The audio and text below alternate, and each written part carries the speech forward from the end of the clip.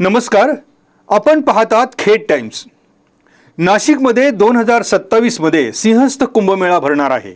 या कुंभमेळ्याची तयारी शासन, प्रशासन आणि वेगवेगळ्या संस्थांमार्फत सुरू आहे। या सोहळ्यासाठी बोधचिन्ह निवडण्याचा कार्यक्रम नुकताच मुंबईत सह्याद्री अतिथीगृह येथे पार पडला।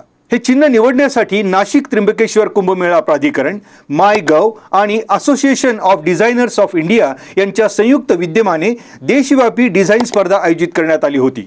20 नोव्हेंबर ते 20 डिसेंबर 2023 या कालावधीत मायगव्ह प्लॅटफॉर्मवर ही स्पर्धा पार पडली। या स्पर्धेत 70 आंतरराष्ट्रीय स्पर्धकांसह एकूण 3067 स्पर्धकांनी सहभाग नोंदविला होता। या प्रवेशिकांमधून अखेर हे बोधचिन्ह निवडण्यात आले आहे। या बोधचिन्हात काय विशेष बाब आहे, चला पाहूयात। हे बोधचिन्ह नाशिक आणि त्र्यंबकेश्वरच्या भूगोल आणि पवित्र धार्मिक परंपरांवर आधारित आहे। यामध्ये असलेलं भगवान शंकराचं त्रिशूळ आध्यात्मिक ऊर्जेचं प्रतीक आहे। त्र्यंबकेश्वर मंदिराच्या प्रतिकृतीतून ज्योतिर्लिंगाच्या वास्तूचे दर्शन घडते। त्याचबरोबर यामध्ये दिसत असलेली काळाराम मंदिराची कमान ही शिवलिंगाचं स्वरूप भासवते आणि खाली असलेला जलकुंभ गोदावरी नदीचं आणि कुंभमेळ्यातील पवित्र स्नानाच्या परंपरेचं महत्त्व अधोरेखित करतो।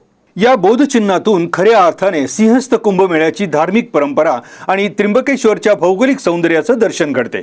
त्यामुळे सिंहस्थ कुंभमेळ्याच्या सोहळ्यासाठी या बोधचिन्हाची निवड करण्यात आली आहे। असो, हा व्हिडिओ तुम्हाला कसा वाटला? सिंहस्थ कुंभमेळ्यासाठी निवडलेल्या या चिन्हाबाबत तुम्हाला काय वाटतं? कमेंट्समध्ये नक्की सांगा। व्हिडिओ पाहिल्याबद्दल धन्यवाद।